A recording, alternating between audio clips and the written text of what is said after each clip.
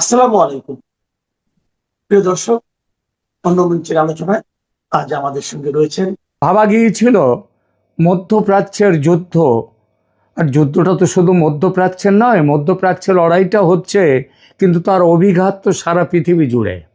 এমনকি আমাদের ভারত, আপনার বাংলাদেশ, সব জায়গাতেই এই যুদ্ধের অভিঘাত সারা পৃথিবী জুড়ে।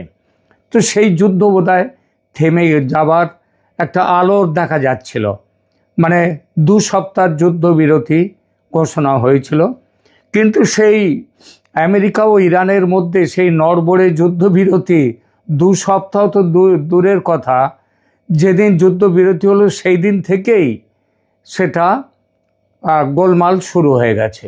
যুদ্ধবিরতিতে মানে তৃতীয় দিনে পদার্পণ করার আগেই, আজ তৃতীয় দিন, 8 তারিখে হয়েছিল, 8-9, আজ 10 তারিখ। তো তৃতীয় দিনে পদার্পণের আগেই হরমুজ প্রণালীর পরিস্থিতি ও তার সঙ্গে লেবাননে যে ইসরায়েলি হামলায় 300 জনের বেশি প্রাণহানির ঘটনা ফের মধ্যপ্রাচ্যের চলমান সংকটকে প্রবলভাবে উস্কে দিল। মানে আগুনে যেন ঘৃতাহুতি হয়ে গেল। সর্বশেষ তথ্য অনুযায়ী প্রেসিডেন্ট ডোনাল্ড ট্রাম্প ইরানকে অভিযুক্ত করে বলেছেন যে তারা হরমুজ প্রণালী দিয়ে তেল চলাচলে বাধা সৃষ্টি করছে, যা যুদ্ধবিরতির সমঝোতার একটি লঙ্ঘন। তিনি তেহরানকে সতর্ক করে দিয়েছেন যেন তারা কোনো জাহাজের ওপর শুল্ক বা টোল আরোপ না করে।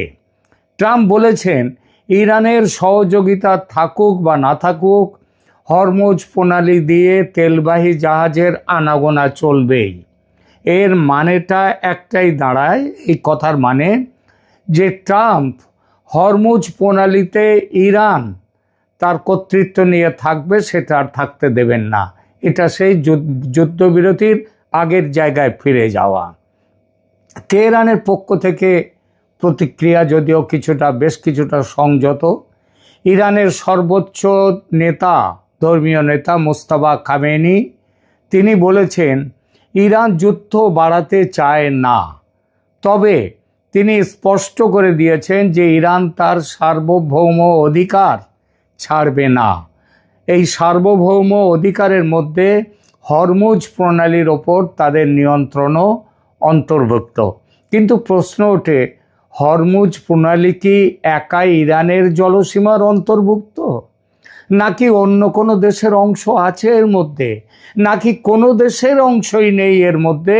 এটা আন্তর্জাতিক জলসীমা, আন্তর্জাতিক মানে সমুদ্র সীমা, সুতরাং কারোরই কোনো অধিকার নেই। এই বিষয়টা নিয়ে দেখলাম আমাদের অনেকেরই ধারণা স্পষ্ট নয়। ইরানের হরমুজ বন্ধ করা নিয়ে এত হইচই চারদিকে যে অনেকেই মনে করেন যে হরমুজ প্রণালী বোধহয় এর মালিক বুঝি একা ইরান। ইরানের মধ্যে হরমুজ প্রণালী বোধহয় আসলে একটা জায়গা, সমুদ্র একটা, ইরানের মধ্যে সেটা আসলে কিন্তু তা নয়। সুতরাং প্রথমে এই প্রশ্নটিকে দেখা যাক যে হরমুজ তুমি কার? হরমুজ প্রণালী পুরোপুরি ইরানের জলসীমায় নয়, এটা তো বললাম। এটা তাহলে কি? এটা এই যে জলসীমাটা, এর দুপাশে একদিকে আছে ইরান আর একদিকে আছে ওমান। এই দুই দেশের ভৌগোলিক অবস্থানের মাঝখানটায় দাঁড়িয়ে আছে এই হরমুজ প্রণালী, এই সমুদ্র, তার একটা প্রণালী, সমুদ্রই ওটা। তো এবং আন্তর্জাতিক এটা, তাহলে এটার মালিকটা কে হবে? এই ধরনের ক্ষেত্রে একটা আন্তর্জাতিক আইন থাকে, সেই আইন অনুযায়ী পরিচালিত হয় বিষয়টা। আর একটু পরিষ্কার করি, ভৌগোলিক অবস্থানে আগেই বললাম যে প্রণালীর উত্তর দিকে ইরান এবং দক্ষিণ দিকে আছে ওমান। ওমানের মুসান দাম বলে একটা দ্বীপ আছে, সেটা এরই মধ্যেও রয়েছে, এর মধ্যেই এই হরমুজ প্রণালীর মধ্যে ওমানের অংশে। জলসীমার ভাগ এরকম কি, এই প্রণালীটি যেখানে সবচেয়ে সরু, সেখানে এর চওড়া প্রস্থ মাত্র 33 থেকে 34 কিলোমিটারের মতো।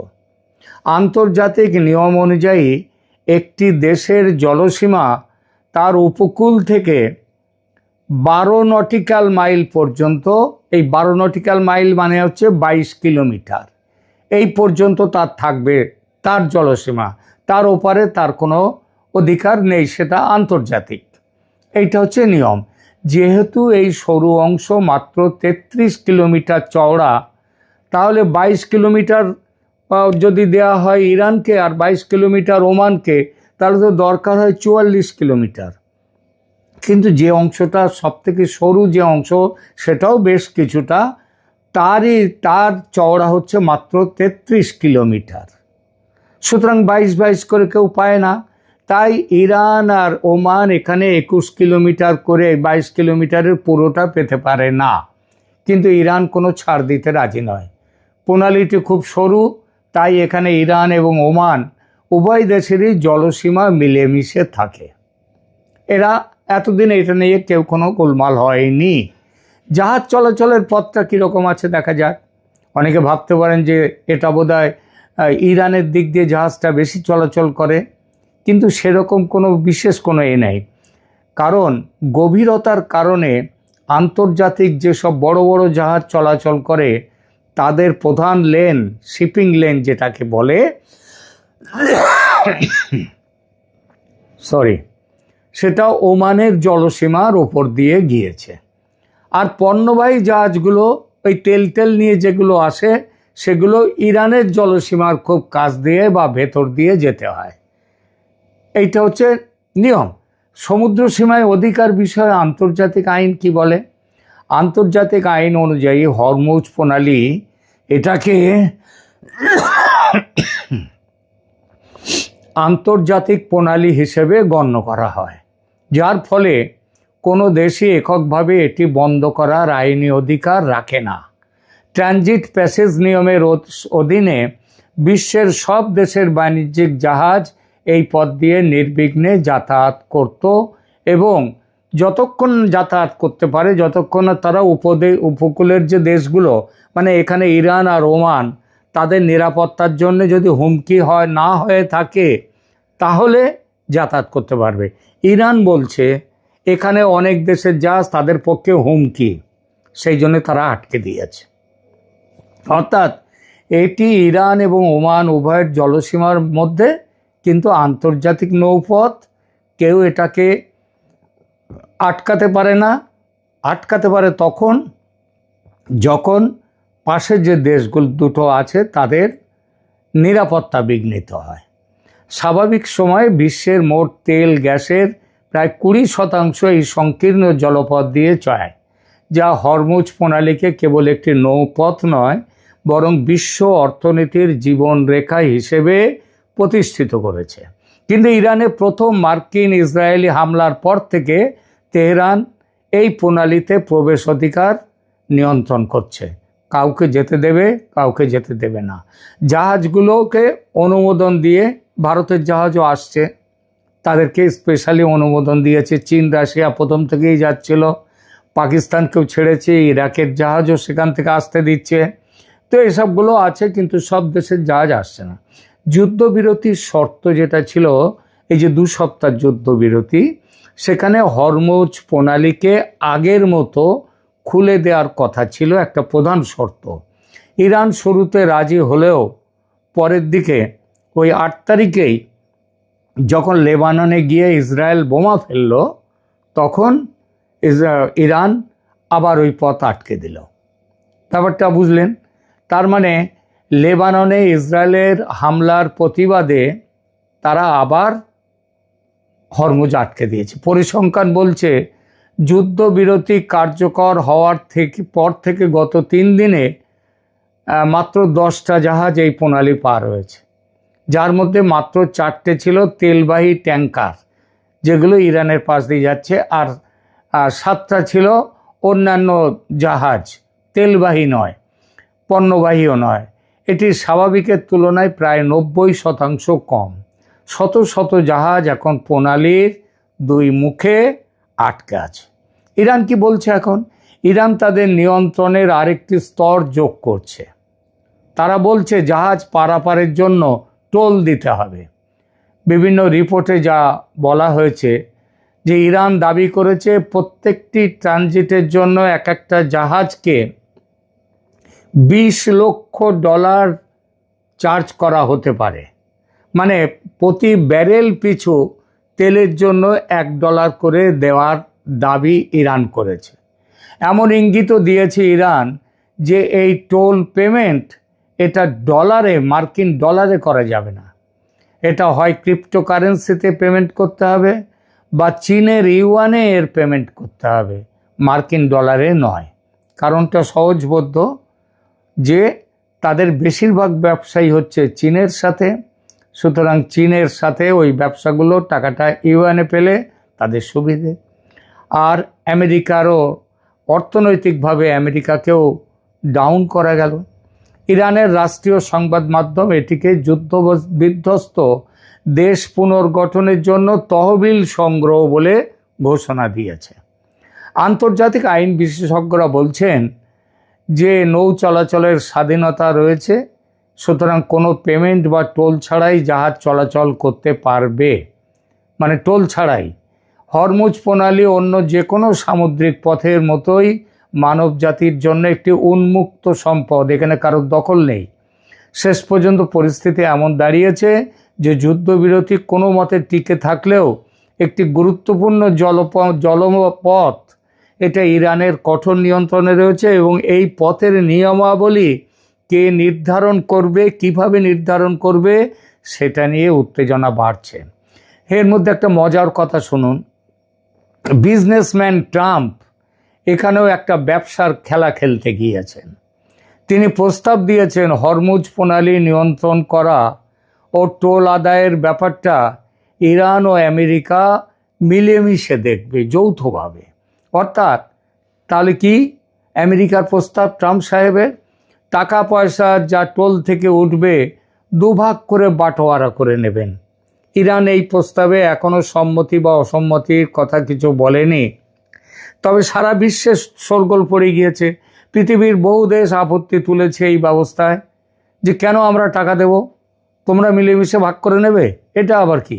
ফলে ট্রাম্প সাহেব আবার ক্ষেপে গেছেন, ইরানকে হুমকি দিতে শুরু করেছেন, হরমুজ আটকানো যাবে না, আটকালে যুদ্ধবিরতি বানচাল। হরমুজে তো এই হাল। ওদিকে লেবাননে গত দুদিন দমাদম বোমা বর্ষণ করেছে ইসরায়েল। বহু সম্পত্তি ধ্বংস, 300-র ওপর মানুষের মৃত্যু, বহু আহত। এই বোমা বর্ষণে ইরান ক্ষেপে গেছে, বলছে লেবাননে ইসরায়েলি হামলা যুদ্ধবিরতির শর্ত ভঙ্গ। ইসরায়েলের জবাব, যুদ্ধবিরতির আলোচনায় লেবাননের নামগন্ধ কোথাও ছিল না। আমেরিকাও বলেছে না না, লেবানন নিয়ে তো কোনো কথা হয়নি। আর লেবাননে ইসরায়েলের হামলা দেখে পাল্টা কারণটা কি? কারণ লেবানন এবং সেখানকার হেজবোল্লাহ, তার সাথে তাদেরকে বলা হয় ইসরায়েলের প্রক্সি, ইসরায়েলের পক্ষে আছে তারা। হ্যাঁ, ফলে ইসরায়েলের ওপরে হামলা না করলেও ইরান হামলা শুরু করে দিয়েছে মধ্যপ্রাচ্যের অন্যান্য দেশগুলোর দিকে। একেবারে যুদ্ধবিরতির প্রথম দিনেই 8 তারিখেই। ফলত 8 এপ্রিল 2026 পাকিস্তান ভিত্তিক মধ্যস্থতায় আমেরিকা ও ইরানের মধ্যে 2 সপ্তাহের যুদ্ধবিরতি ঘোষিত হলেও গত 48 ঘন্টায় বেশ কিছু আরব দেশে ড্রোন ও ক্ষেপণাস্ত্র হামলার খবর পাওয়া গেছে। ইরান এবং আমেরিকা আনুষ্ঠানিকভাবে যুদ্ধবিরতিতে রাজি, তবে পরিস্থিতির বাস্তবতা কিন্তু তা নেই, অত্যন্ত জটিল এবং উত্তপ্ত। যেমনটা বললাম, যুদ্ধবিরতি ঘোষণার পর 8-9 এপ্রিল বিভিন্ন আরব দেশে ইরানের হামলা চলছে। সংক্ষেপে একটু বলি সেই সব হামলার কথা। কুয়েতে 8ই এপ্রিল যুদ্ধবিরতি ঘোষণার পরও কুয়েতের দক্ষিণাঞ্চলের তেল শোধনাগার এবং বিদ্যুৎ কেন্দ্র লক্ষ্য করে পাঠানো অন্তত 28টা ড্রোনকে কুয়েত তারা ভূপাতিত করতে পেরেছে বলে জানিয়েছে। কিছু ড্রোন আবার নিচে এসেও পড়েছে এবং বেশ ক্ষতিও করেছে। কাতারি প্রতিরক্ষা মন্ত্রণালয়ের মতে 8ই এপ্রিল তাদের আকাশসীমায় অন্তত 7টা মিসাইল এবং ড্রোন এসে তাদেরকে আটকানো হয়েছে। সৌদি প্রতিরক্ষা বাহিনী 8ই এপ্রিল তাদের পূর্বাঞ্চলীয় প্রদেশগুলোতে অন্তত 9টি ড্রোন ধ্বংস করেছে। বাহরিন ইরানি ড্রোন হামলার কারণে 8 এবং 9 তারিখে একটি আবাসিক এলাকায় অগ্নিকাণ্ড এবং ক্ষয়ক্ষতির খবর পাওয়া গেছে প্রচুর। বাহরিন ডিফেন্স ফোর্স প্রায় 16টা ড্রোনকে নামিয়েছে মানে এগুলো তো ড্রোন তো আত্মঘাতী ড্রোন বেশি হয়, সুতরাং নামানো থাকে না, তারা বোমা ফেলে তারা সেখানেই পড়ে যায়। জর্ডানের মুয়াফাক আল সালতি বিমান ঘাঁটিতে একটি ইরানি ক্ষেপণাস্ত্র আঘাত এনেছে বলে খবর পাওয়া গেছে। ইরাক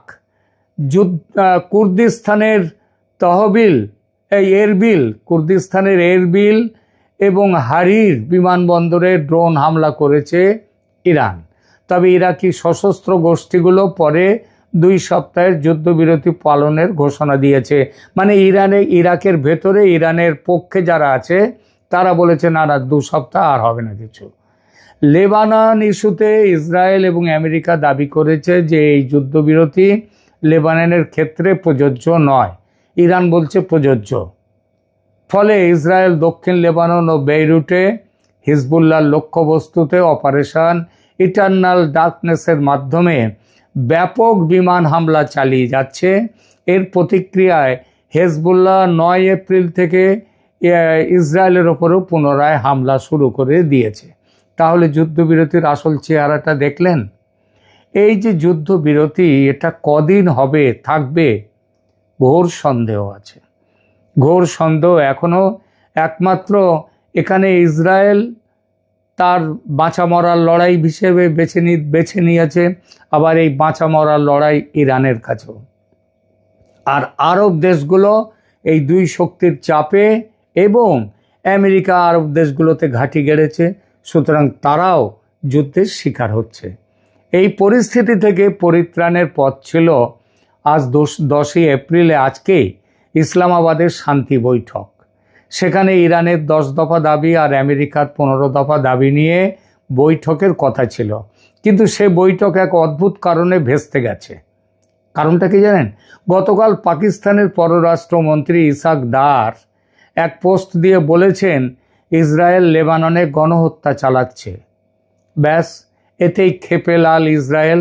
বলেছে পাকিস্তানের বৈঠক করবেন না, কারণ পাকিস্তান ইরানের পক্ষে, পাকিস্তান লেবাননের পক্ষে, সুতরাং আমরা পাকিস্তানে গিয়ে কোনো বৈঠক করব না। তারা এখনও অনড় আছে। শেষ সংবাদ পাওয়া পর্যন্ত ইসাক দার তার সোশ্যাল মিডিয়া পোস্ট ডিলিট করে দিয়েছেন, কিন্তু ইসরায়েল শান্ত হয়নি। বৈঠক হবে কিনা ঠিক নেই। সব মিলে যা অবস্থা, তাতে 2 সপ্তাহ যুদ্ধবিরতি 2 দিনের মধ্যেই মুখ থুবড়ে পড়বে কিনা সেই চিন্তা এখন আবার ছেয়ে ফেলেছে সারা পৃথিবীকে। আপনাদের কাছে নিয়মিত খবর পাঠাবো, যুদ্ধের খবর, মধ্যপ্রাচ্যের খবর। থাকবেন, সাবস্ক্রাইব করুন।